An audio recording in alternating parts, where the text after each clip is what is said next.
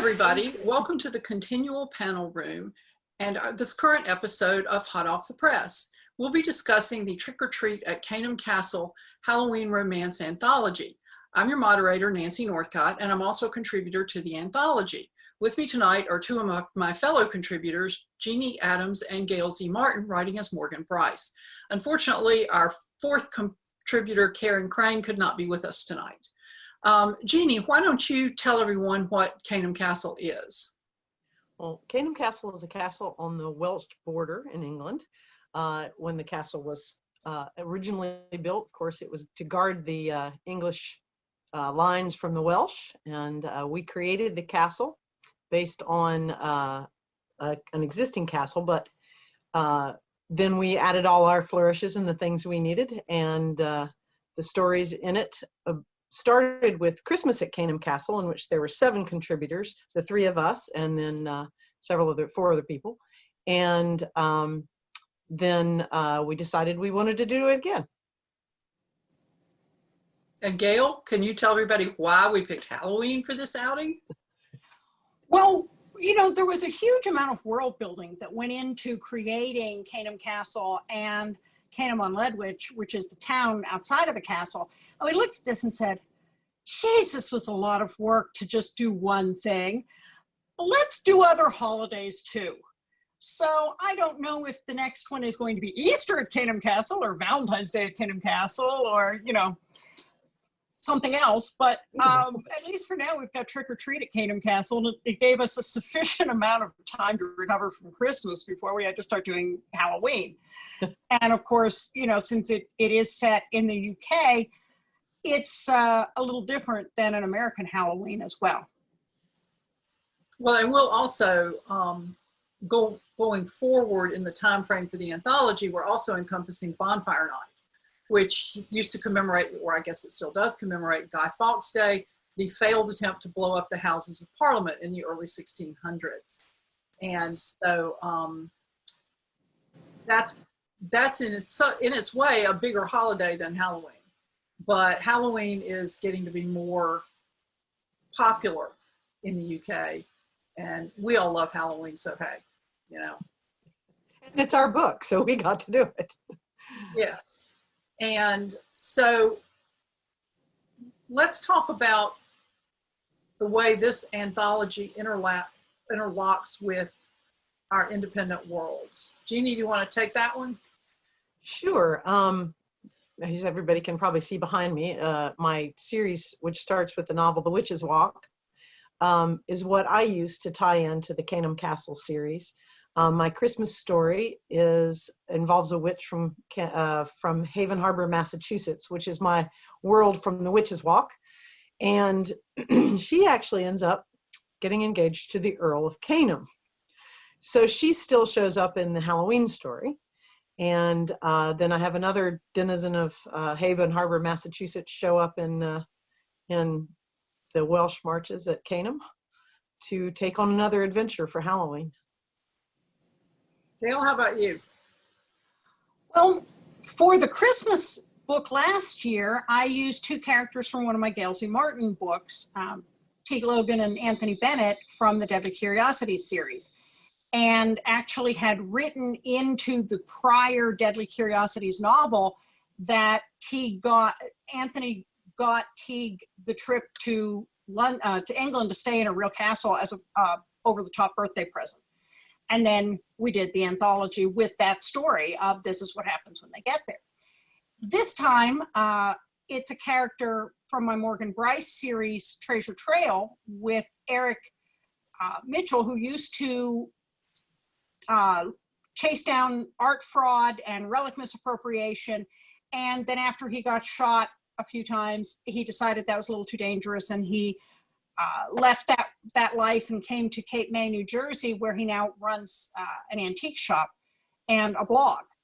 And his boyfriend, Ben Nolan, who was a cop and then a private investigator in Newark, New Jersey, and now he's in Cape May running his aunt's vacation rental property, and they get together in Treasure Trail.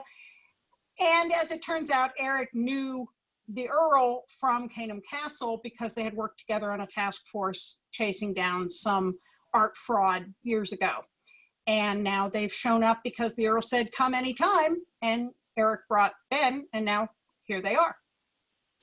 Well, and isn't the story tied into their knowledge of antiquities? Don't you play off that in both Sure. stories, really, don't you? Yeah. Eric's an expert with antiquities, so he can walk into an antique store over there or church over there and go, oh my gosh, and he knows the artist that created the mosaic, or he has that's his specialty. And he also has some supernatural abilities to go with that. So yeah, definitely. Well, Jeannie, and in mine, excuse me, and in mine, in the Christmas at Caynham Castle, the Earl and his now fiance, B. Alden, stumble on a hidden room in the castle that the Earl had no idea was there. And so the characters in Trick or Treat at Caynham Castle are actually there to catalog and investigate, in an archaeological sense, the rooms and the secret passages and all that sort of thing. And the hero is a photographer, and the heroine is an archaeologist. So. But what about your story, Nancy? We don't want to leave you out of this because your story is fun. But I was enjoying being in charge, so or having the illusion of being in charge anyway. Jeannie, Gail, you probably are aware that Jeannie and I were in an anthology a few years ago that was a shared world anthology. And I thought when we got kind of covered this anthology, we would talk a little bit about shared world writing in case there's somebody out there who's interested in having a go at that. But we each had to write a novella taking place in the same place on the same night. And that novella for me launched a spy series with a multinational covert organization named Arachnid that I had set up. So my stories for Caynham Castle are romantic suspense featuring agents from the Arachnid agency. And my Christmas story was about an agent whose father had recently died and was receiving an award for his service to the Caynham Castle Foundation because he was a historian. He had written the history of the Marcher Lords of Caynham Castle. So he was here to get this award to commemorate his father's work. The fly in the ointment is there's an assassin after him. And so that was kind of fun to do a little bit of action adventure in there. And my story for this time is a second chance at love story. It's two Arachnid agents who trained together, had an affair, broke up messily because don't they always, and then they're back at the castle. But you know, one of the things I like about this kind of series is that everybody in our little contributor group can find a way to make it work for her series that she's writing outside it. So, you know, we don't have stories that are outliers for everything else that we're doing. We have stories that we can slot into other things that we're doing. Yeah. And I think the biggest thing there comes to being aware of timing, because that was something I had to fix on this last go through on mine. Was I realized that it was another whole year. It wasn't this coming October in book world. So the last book had already happened. Now it was a whole year later. So there was a decision that had to get tweaked a little bit because they would have already made one level of that decision beforehand. So sometimes just keeping the timing straight and how it fits in takes a little extra. Well, and one of the things I have to do with my story is, because you finished first, and so the person who finished first kind of sets the timetable. And so I have to go back and look at your story again and be sure that what happens on a particular day in your story is correctly referenced in mine. You know, if something in your story happens on Thursday, I can't have that happening on Tuesday. You know, that becomes a mess. And, you know, I sometimes think that's not something readers care nearly as much about as we do. but I do think that getting it right adds a cohesive note that makes the whole thing mesh a little better, maybe.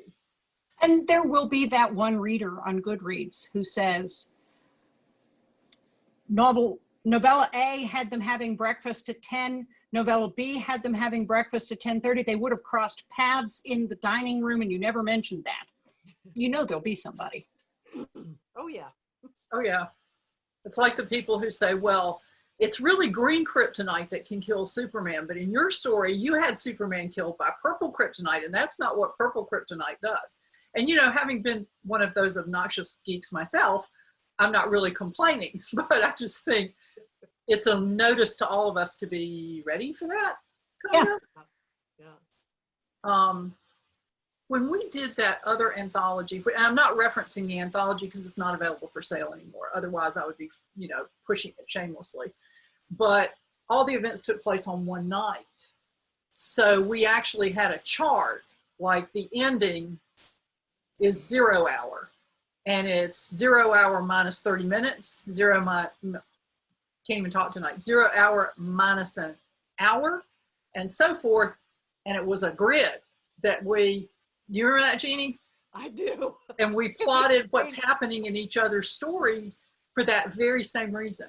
Because when my people go down to the kitchen, Suze's people can't be going through there to escape unless I have to say something about it if they are. So, yeah. Jeannie, you're laughing. Were you going to add anything? Yeah, it just was, the grid was painful, as I recall. And all of us had to adjust at least one thing in our stories because, as you say, Nancy, you can't have somebody running into the bad guys that the other person just shot and having them still be alive. So we had some that one was some very close meshing. This Caynham Castle hasn't required quite as much of that. We did all need to coordinate details, and there are mini maps and much discussion went into where does the dining hall sit and what rooms are where. And for me, that's fun. I don't know if it is for y'all, but I found it quite fun.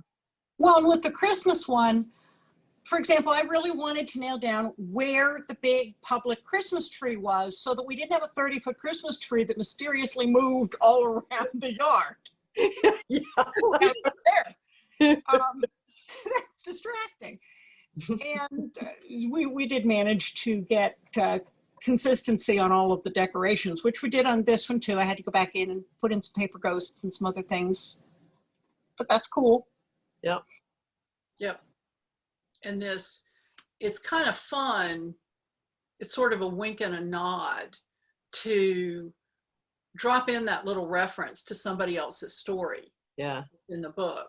Because even if their story isn't in the book before yours, when people get to it, it's like, I see, kind of thing. And that's... Well, I always like that so much in other anthologies that I read, that I really appreciate when we do it, because I think, I mean, I'm a pretty typical reader. I get such a kick out of that when authors do that and reference each other's stories. And like you said, that wink and a nod. And I love, Gail, that you referenced with Anthony and Teague that they were going to go do this over the top thing. And then here's the over the top thing. I like that so much. I think it makes it feel more real because it's like people would do it. They would plan a trip for a birthday and then they'd go on the trip and you'd want to know how it went. Yeah. And so to me, that just grounds it more in a sense of reality, that it isn't floating off in the void in its own little bubble. It's rooted in other things that are other people's stories or the history of the collection or your own stories. That just, to me, makes it feel so much more real. Yeah. Well, and it's like the shared world when you're not necessarily sharing a location. But like Gail, you write in the Bubbiverse. And so the details in the Bubbiverse stories, some of the rules are the same as in other Bubbiverse stories, right? Mhm. And so that common thread makes the world feel bigger because everybody's moving on a large canvas instead of just their own little corner of it, I think. Well, that's why all of my urban fantasy stories that I write as Gail Z. Martin or Morgan Bryce all cross over. A, because I couldn't keep that many different universes separate. And B, that way they all know each other. They show up in each other's books. They call each other for help. They work together. And that even comes up in this story because while Eric and Ben are from Treasure Trail, they make reference of what Teague and Anthony told them, you know, was a good place to eat or where the gargoyles were or those kinds of things. And then Soren, who's the nearly 600-year-old vampire in Deadly Curiosities and all the other books, is known to the Earl's family. And so he doesn't show up, but he's mentioned by name. So yeah, it just makes it feel bigger and grounded. I have the character who was the heroine in my story for that anthology that was all in the same night, had a bit part in a story that Jeannie, in an anthology that Jeannie and Karen and I did together. She has a supporting role in this story. She's not the heroine, but she's the backup for the hero and the heroine. And then sometime late this year or early next, depending on how life goes, she's going to get her happily ever after with the guy from the first story, because that ended with them. It's a happy for now ending. And so then, and it's kind of fun to go back and revisit people and say, well, they were happy, but they didn't seal the deal. And so she's going to get her chance to seal the deal. And it's kind of fun to play with that with them. And I think it makes the characters seem more real when they have friends beyond their immediate little sphere. Well, in the ongoing lives, I mean, one of the things that's fun about revisiting Caynham Castle is, you know, obviously, as Gail said, we put in a lot of work to create the world. So yeah, worth going back to. But also it's like kind of going home for the holidays. You know the people, the same bellman take your bags, and the same desk clerk is there to greet you, and the decorations are a little different, but the people are just as welcoming and friendly, and you can just step into the adventure without much trouble. And that's one of the things I love about doing this kind of thing, and especially doing it with y'all and Karen Crane, who couldn't be with us tonight, who's in Trick or Treat at Caynham Castle and was also in Christmas at Caynham Castle, but also Ceresia Glass and Anna Sugden and Donna McMeans, who were in the Christmas at Caynham Castle. Playing with them in this world was just super fun because everybody had something to add. Well, and I think the other thing that's kind of cool is you get to see the world through different characters' eyes. So Teague and Anthony are very different people with very different life experiences and areas of expertise, as well as supernatural abilities, than Ben and Eric. And so what they know, what matters to them, Ben has never been out of the US before. Eric has traveled extensively and ran in high circles based on what he did. So Ben's first impression when they get to the castle is, holy crap, it's a castle. And Eric says, you knew we were coming to a castle. Yeah, but it's a castle. And Eric said, yes, I tricked you by telling you we were coming to a castle. But to Ben, it's that experience that I had the first time I went to the UK and saw a real frickin' castle, that we don't have those over here. We have some big houses we've built more, but we don't have a castle. And I just... Especially not one that's been there for 700 years. You make fun of the people who go to New York City and have never seen the tall buildings before, and they stand there looking up because you're in a trench of man-made buildings. I was doing that with castles, like, wow, castle. So Ben kind of has that experience, and Eric finds it really charming, but with Tegan and Anthony, totally different life experience. So it's fun to see the world through different characters' eyes is what I took a long time to say, sorry. Well, and you know, for me, picking up on that, I'm a castle geek too. I mean, castles are my jam. And I like to look at the Great Hall, and I like to imagine what it would have been like when the whole castle household was assembled there for dinner. And there's a castle actually on the Welsh Marches where the outer courtyard is 5 acres. And I can see a military force in my head assembling there before they march out. And it's such a secure place to assemble. And I sort of imagine people in period dress going through the towers, and yet my spies don't geek out about the castle.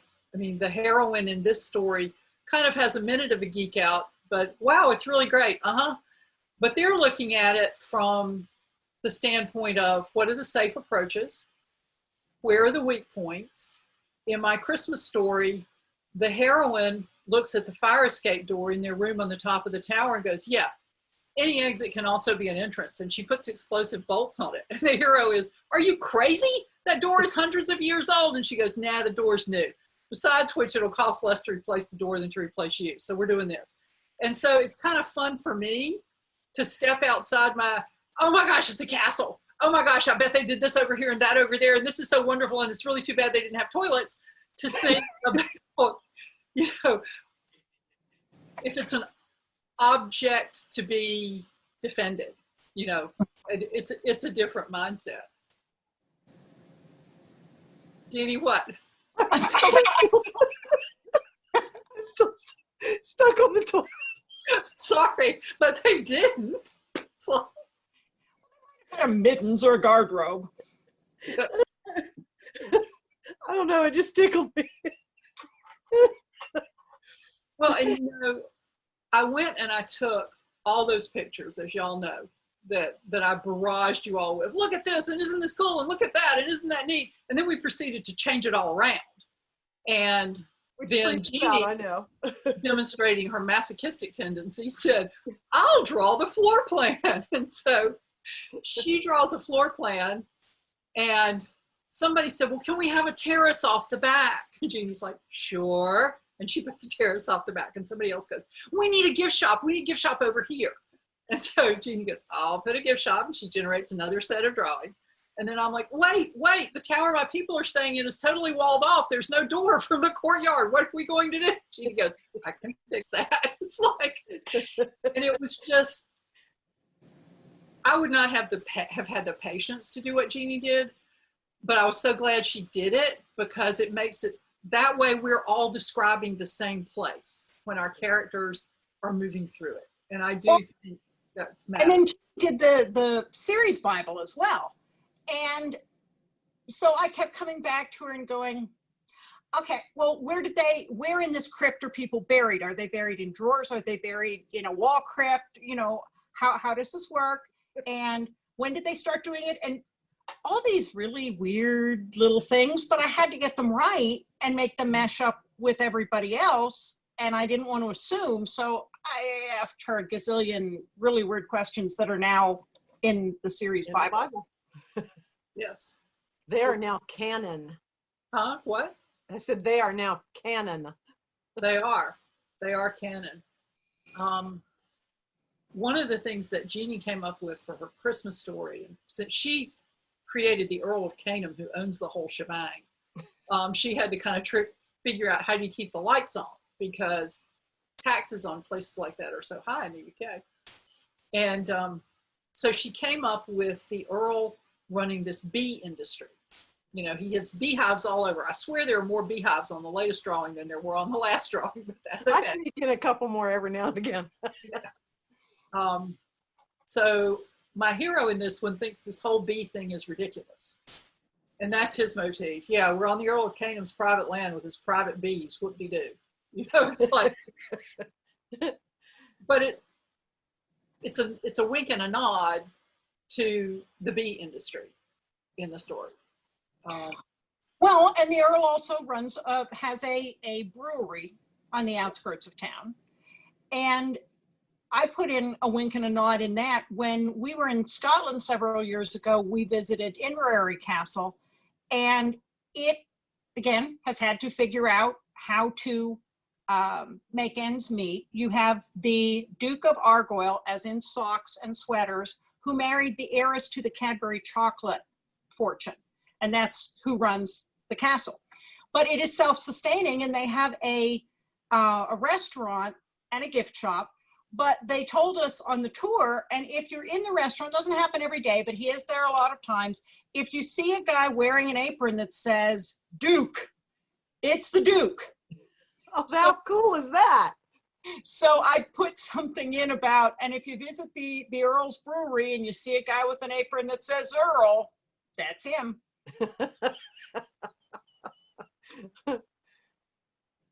But you know, the nice thing about that is we have room to add.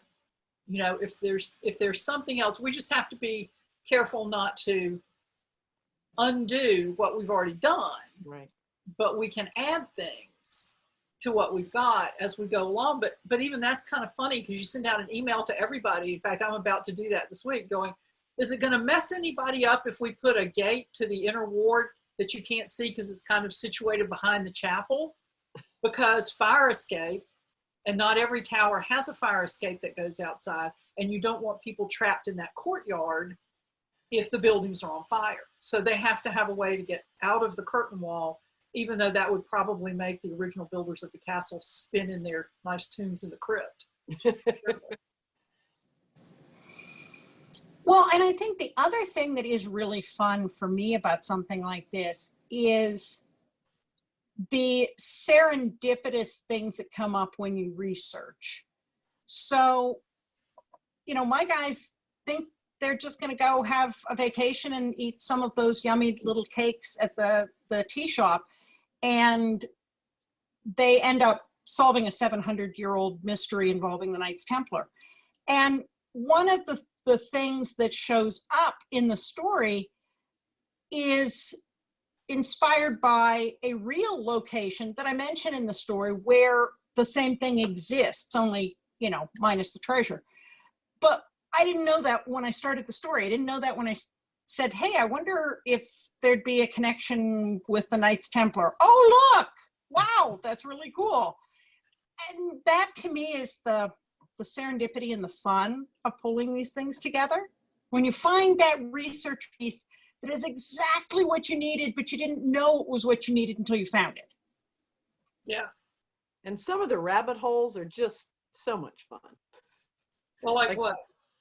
Well, as you both know, for Trick or Treat at Caynham Castle, we actually created a forest adjacent to the castle called the Forest of Saxon 100, which in the actual area of where this takes place, the real UK, there was an area called that, but it's not adjacent to the castle, and it is not a forest, and it has nothing to do with with any of this. But we created it because we needed a forest.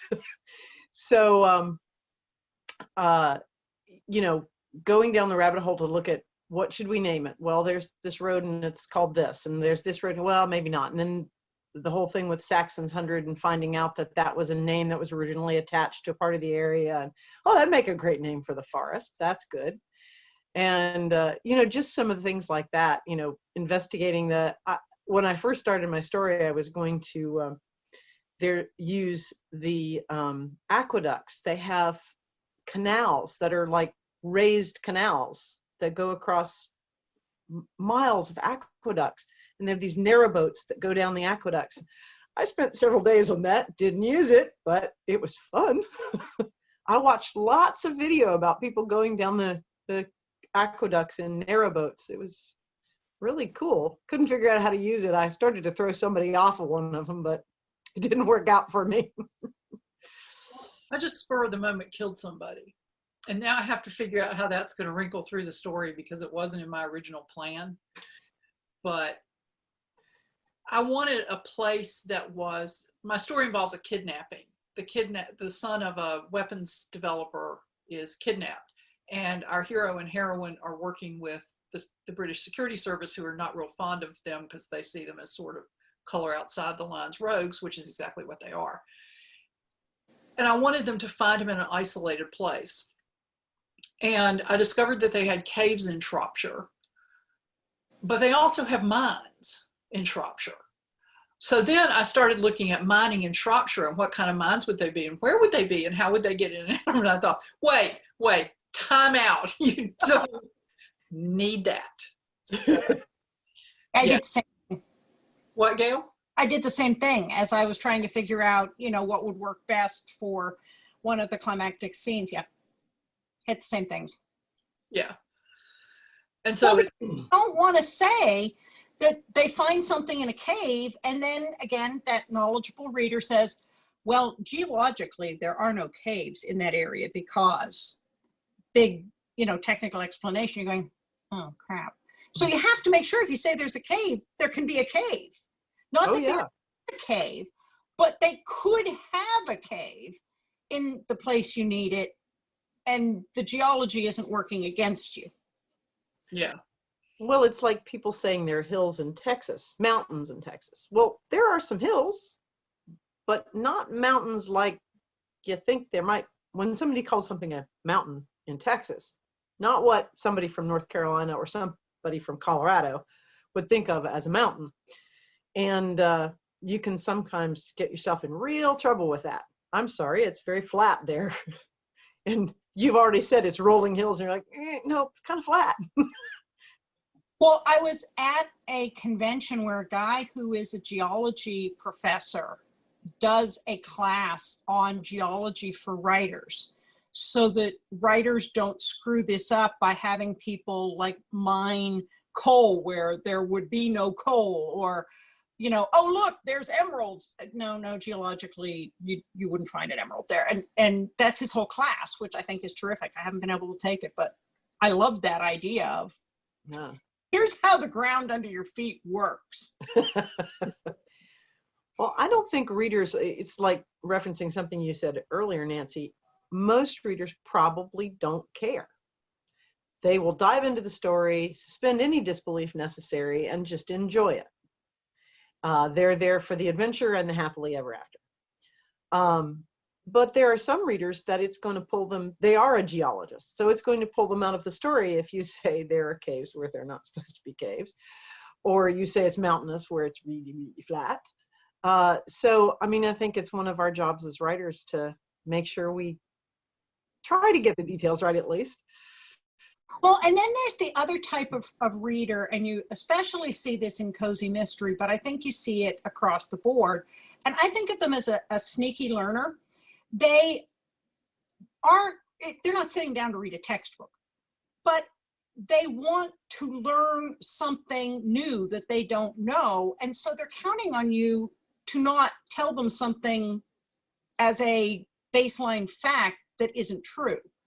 So, if your story is about a tea shop, then what you say about tea should be factual. If your story is about a scrapbooking, and I'm just pulling this out of a couple series I've read, if it's about scrapbooking, then tell us stuff that is real about that so that they come away with some new little nugget they didn't know, but then they're not going to embarrass themselves by saying something that turns out not to be true. Yeah. I'm so that reader. I've actually won Trivial Pursuit many, many times on things that I learned. There's just odd little things I've learned in books. So I'm totally that sneaky learner reader. I read it was a kind of a thriller series with a romance subplot. And the heroine was the sole survivor of a serial killer who had stashed his victims under the boardwalk on one of the beaches at the North Carolina Outer Banks. I can't remember which one that is. There are no boardwalks on the North Carolina Outer Banks. There are protected dunes on the shore at the North Carolina Outer Banks. And you can find that out from Google or a call to, all those little towns are incorporated towns, and you can call City Hall and just check that. And the author didn't do it. And it kind of, there was enough else about it that I liked that I went ahead and read it. but I don't ever want to be the writer who a reader's sitting there weighing, okay, well, this is wrong. Am I going to go ahead and read the rest of it? You know, and we won't talk about people who think something that's wrong that's actually not, because those people are out there too. But sometimes you mess up and somebody calls you on it. And I'm happy to say that hasn't happened much, but I think it's always good to check when you can. Yeah. So before we move on to collaborative writing, one of the reasons that the rest of the world probably doesn't know, but I know having heard both of you talk, is that you're Halloween nuts. So nuts meant in the fondest of ways, of course. But so tell us, what is it you like so much about Halloween? Getting dressed up and playing and having a great time, and there's candy, and I can decorate my house in orange and black and skeletons. And I mean, what is not to love about Halloween, really? Although I do have friends who absolutely despise it, but there's just nothing I don't like about it, frankly. Yeah, same here. I mean, I was the kid who rigged up her bedroom as a haunted house one year. I was the only one who really got to see it, but I even had something that could raise its arms, and, and I was young enough then that I had to sleep with the light on after that because I kind of scared myself. But yeah, I've always loved Halloween. It's spooky. There are, ghosts and witches and all kinds of stuff, and candy. And, we're the people that in a normal year, probably not this year, because I don't know that, unless you're going to lob candy at people from a safe distance.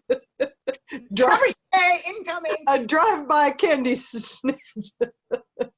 I've seen all kinds of suggestions for those kinds of things. Or the kids sit in the yard and you drive past and whip candy at them. Yeah. That's really a good idea. But we're the ones on the block with the big light-up inflatable 12-foot dragon with the reticulated wings, and then the 9-foot dragon next to it, and then the life-size hearse with a vampire that, rises up and down in the back. We're those people. Yeah, and I have 9 skeletons that enact various and sundry things in the front yard every year, and this year we have a hearse with skeletons. And last year, because I'm in Washington, D.C., and the Washington Nationals were playing the World Series at Halloween, our entire skeleton team was playing baseball. Well, of course they were. Well, and there's a catalog that has all kinds of over-the-top decorations for all of the seasons. But particularly for Halloween, I always go through it, and the stuff's not cheap. And I always think, who on earth buys all this stuff to deck out their mansion with this and then puts it in storage? Because that would be amazing. But I always am, teeniest bit envious of being able to actually deck the house out. Except if I had all those things in my house, I'd probably have to sleep with the light on again. We were in New Orleans not long before Halloween one year. And we were taking the streetcar down St. Charles Avenue. And as you all probably know, there are those huge houses. Some of them close to the street, some of them set farther back.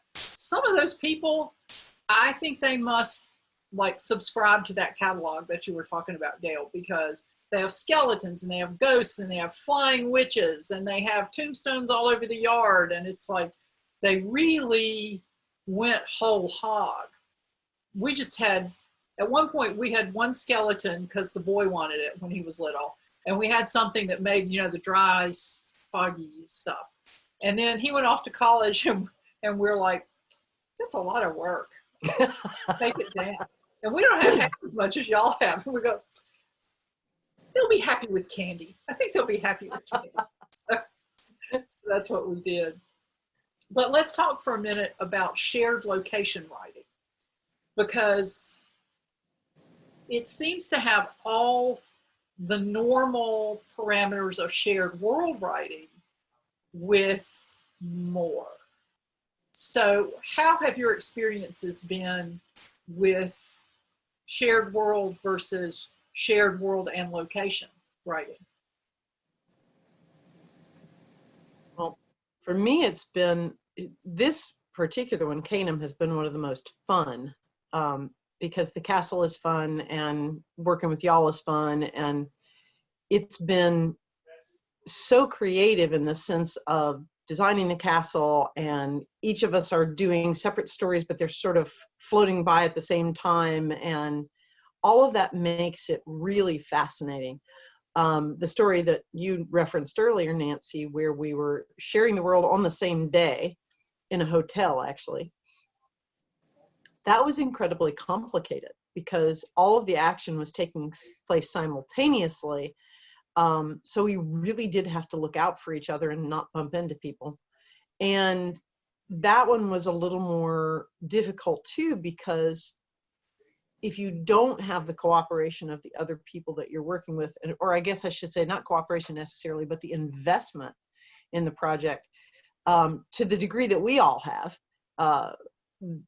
it doesn't work as smoothly. I've done some anthologies using my Witches Walk world, and some of those have gone well and some of them have not. And that is really a shared world, but kind of not in the sense that people can't really create things in my world. I sort of dictate that. So that's good for some people, and some people are easy to slide into that world, and some people are just like, yeah, no, doesn't work for them. But it's been a good experience by and large for me. Well, I did a shared world story with Jeannie with the Haven Harbor world for another Halloween collection a couple of years ago.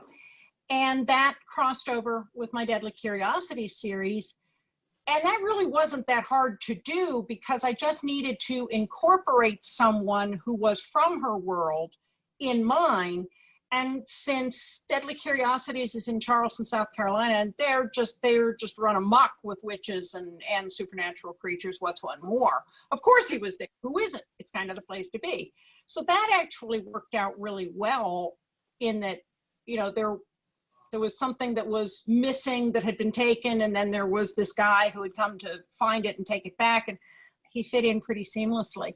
You mentioned the Bubbiverse, which Larry and I write in two of John Hartness's worlds. One is the Quincy Harker Demon Hunter series, which overlaps with our Joe Mack adventures, and then the other is the Bubba the Monster Hunter world, which overlaps with our Spell, Salt, and Steel series. Those are very loosely connected. In Spell, Salt, and Steel, everybody's area is geographically separate, so there may be a comment here or there about a character somewhere else, but they don't really interact. John, and the same is true with well, my time period is completely different in the Joe Max series.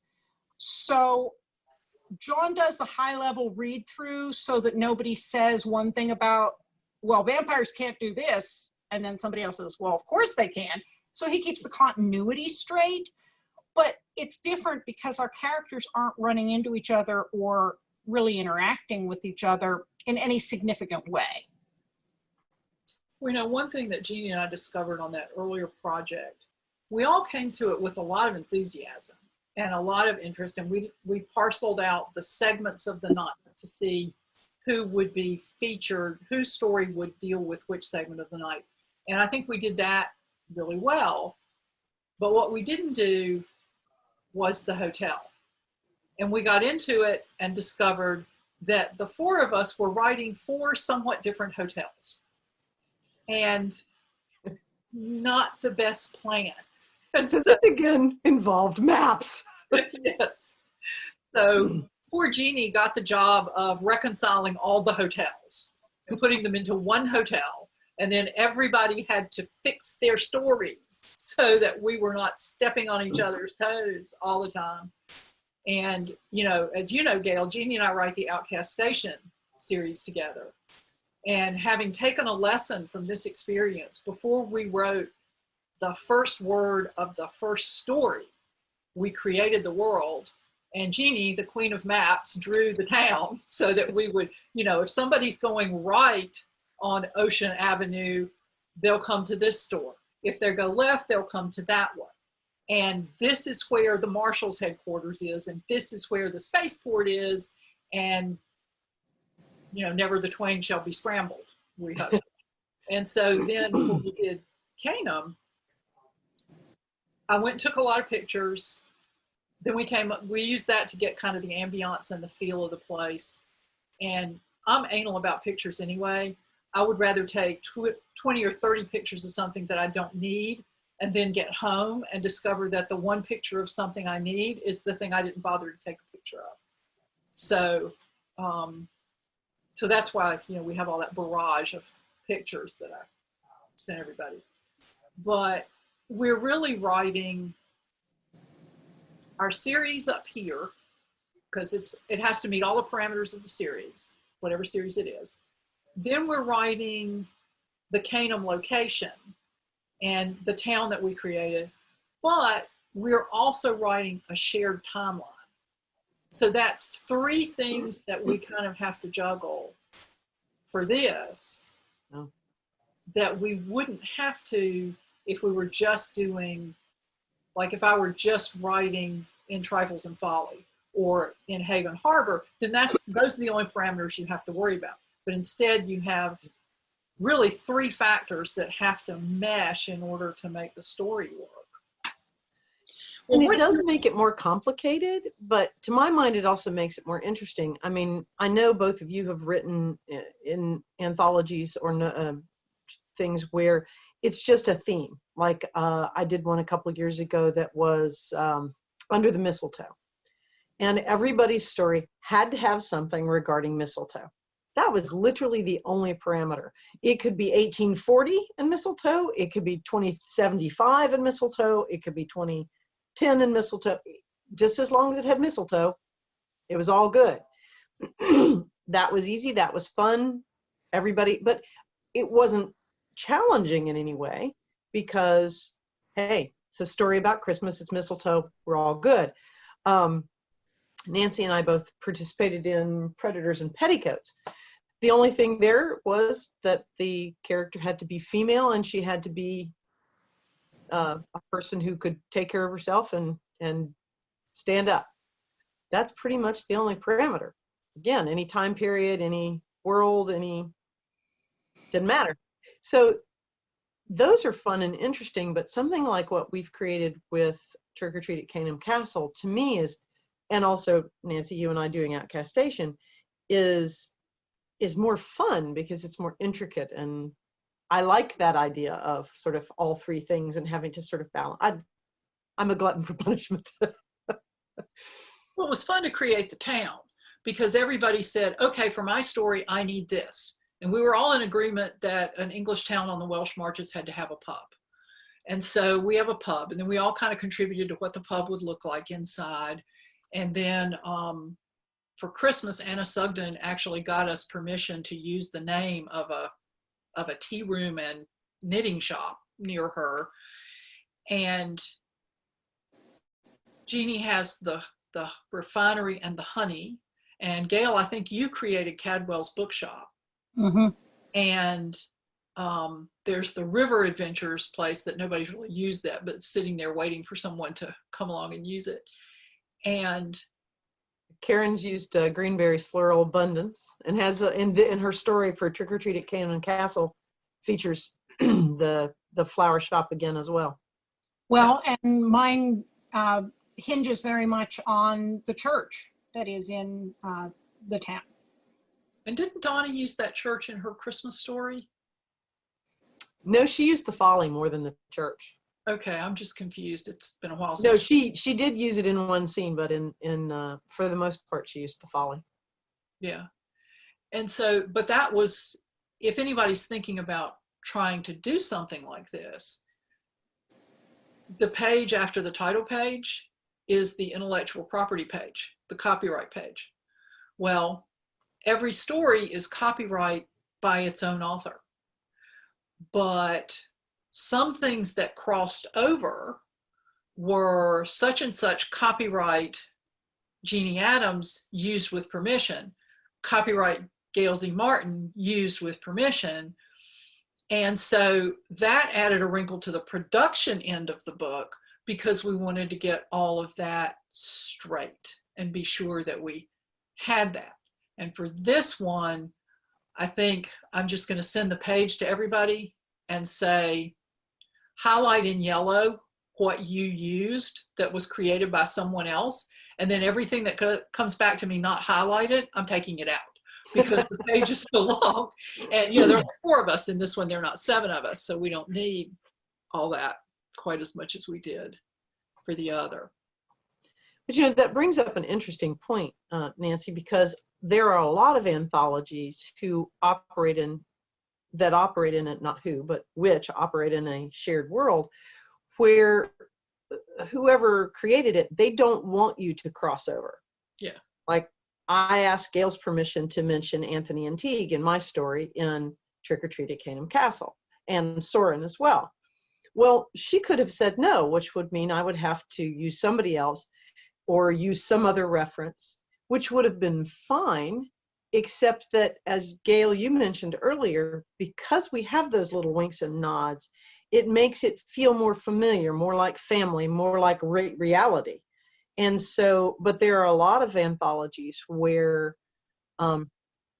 people don't want you using their characters. And I've been in 1 or 2 where you could make a passing reference to that character, but you could not put words in that character's mouth because that character was the intellectual property of that particular author, and he or she did not want that particular character to speak in your story. You could make passing reference to them, but you could not use them in a speaking role, as the theater. Well, and it's kind of funny because John Hartness and I have done something like that really just to amuse ourselves and to see who saw it, where we didn't name the character, but there's sort of a walk-on cameo, and you get it or you don't. If you haven't read the other book, it's just a walk-on, you know, throwaway scene with an unimportant person you've never seen before. If you've read the other stuff, you go, oh, I see what you did there. And it was honestly to amuse ourselves, but it was kind of fun. So we've both done that a couple of times. Yeah, and Jeannie and I've done that in Outcast Station.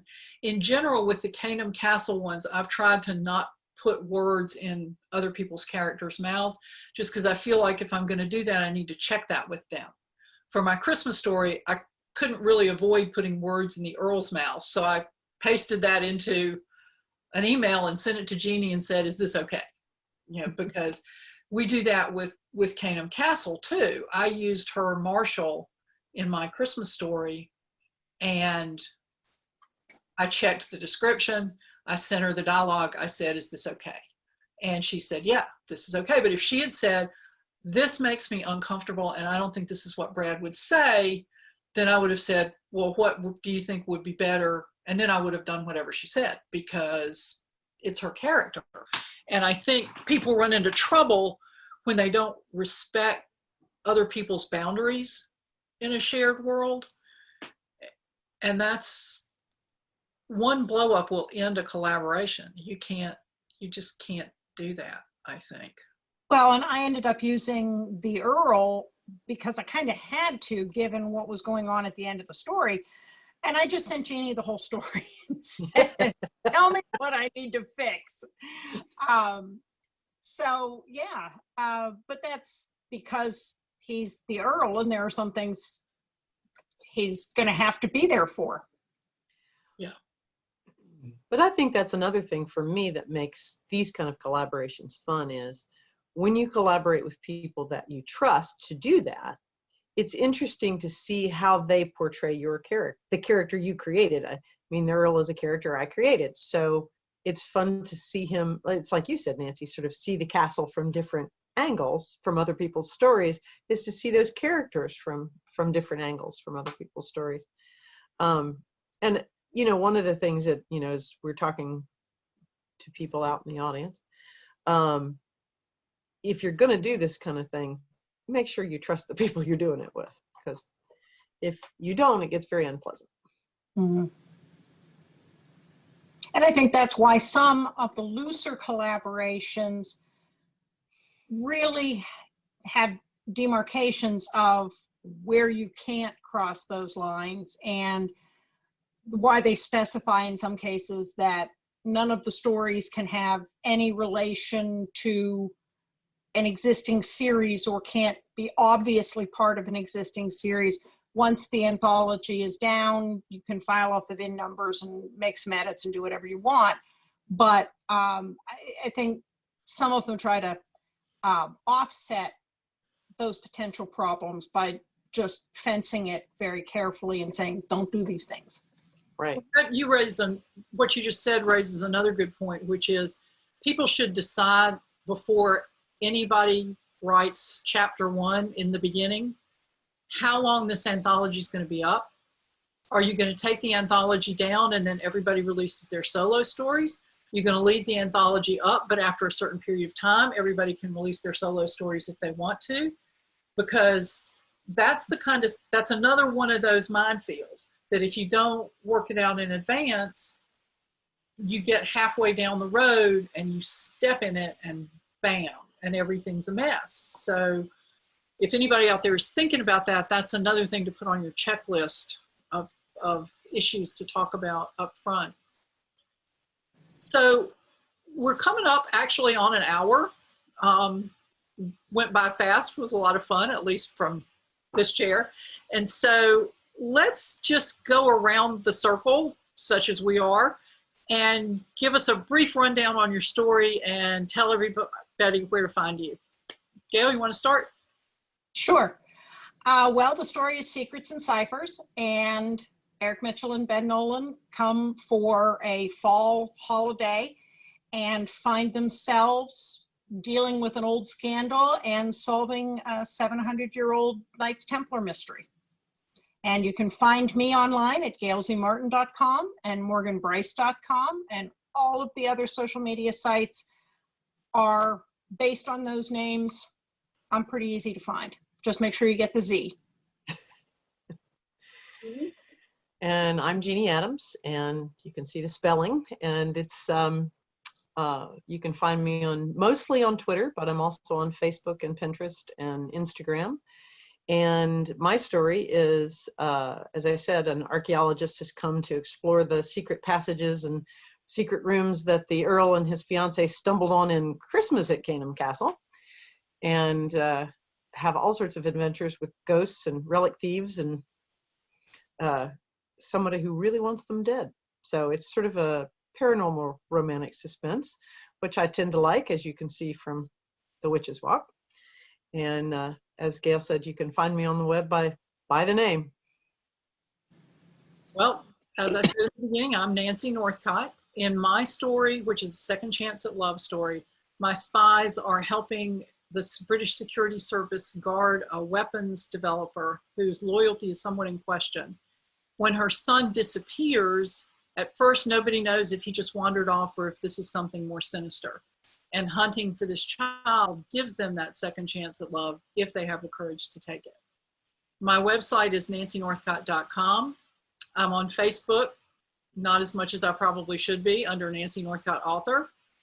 And I spend way too much time on Twitter, where I'm at Nancy Northcott. And you can find me at any of those places. Thank you for joining us, everyone. We really appreciate it.